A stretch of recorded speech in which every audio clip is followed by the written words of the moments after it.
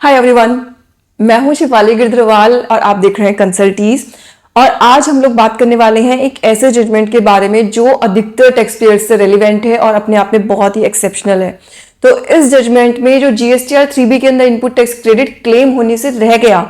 जिसके लिए हमने बाय डिफॉल्ट ही मान रखा कि भाई ये तो मिलना ही नहीं है। ठीक है, सारे टैक्स पेयर जो है, अब कुछ कुछ चीजों के लिए तो हम बिल्कुल मेंटली प्रिपेयर्ड है कि भाई 3B में आपने नहीं लिखा, 16(4) की टाइम बार्डनेस होगी तो अब उस बारे में तो सोचने का कोई मतलब नहीं है, वो नहीं मिलेगा मतलब नहीं मिलेगा। लेकिन श्री षणमुगा प्लाईवुड्स के केस में एक एक्सेप्शनल जजमेंट आया है जिसमें कोर्ट ने बोला है कि अगर आपके पास इनपुट टैक्स क्रेडिट जो है वो एलिजिबल आपका था,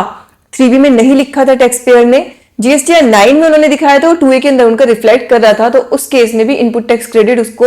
दिया जाना चाहिए। उन्होंने 2 हफ्ते का उनको टाइम दिया कि आप एक काम करो, अथॉरिटीज को सारे के सारे डॉक्यूमेंट्स वेरीफाई कराओ, एविडेंसेस दो कि हाँ आपका एक्चुअल में इनपुट टैक्स क्रेडिट था। और इस केस में जो ऑर्डर पास किया गया था उनके अगेंस्ट, उनके इनपुट टैक्स क्रेडिट को इनएलिजिबल मानते हुए उसको यहाँ पे कोर्ट ने रिजेक्ट कर दिया। थोड़ी सी बैकग्राउंड में इसकी बताऊंगी, जैसा कि हम में से काफी लोग अब जानते हैं, जो रजिस्टर्ड टैक्स पेयर्स हैं वो तो जानती हैं कि जीएसटी में इनपुट टैक्स क्रेडिट लेने के लिए बहुत सारी कंडीशंस हैं। सबसे पहले आपके 2A और 2B के अंदर वो रिफ्लेक्ट होना चाहिए, तो 2A अब डिसकंटिन्यूड हो गई है, आपकी 2B के अंदर वो रिफ्लेक्ट होना चाहिए। देन वो जो इनपुट टैक्स क्रेडिट है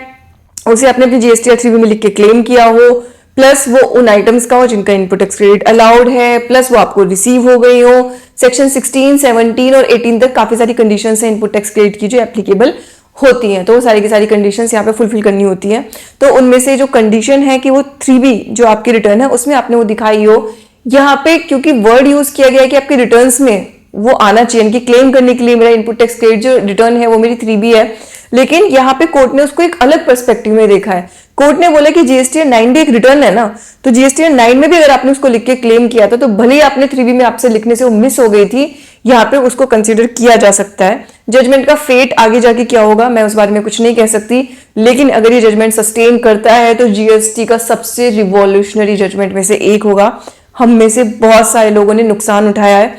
एक सवाल मैं आप लोगों से पूछना भी चाहती हूँ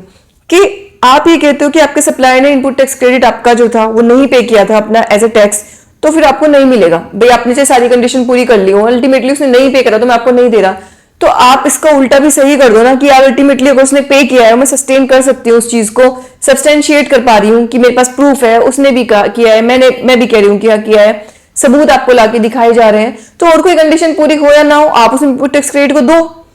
तो यहाँ पे तो पैरिटी नहीं आई ना, लेवल प्लेइंग फील्ड नहीं आया कि लेने के लिए तो इतनी कंडीशन है, एक भी हो गई तो भी मुश्किल है, लेकिन ना लेने के लिए जो है वहां पे जो है आपने बिल्कुल उल्टा सीन कर दिया जहां पे आपको डिसअलाउ करना होता है। तो आई होप ये जजमेंट आप सब लोगों के काम आएगा। इसी के साथ ही वीडियो में क्लोज कर रही हूँ। Thank you so much.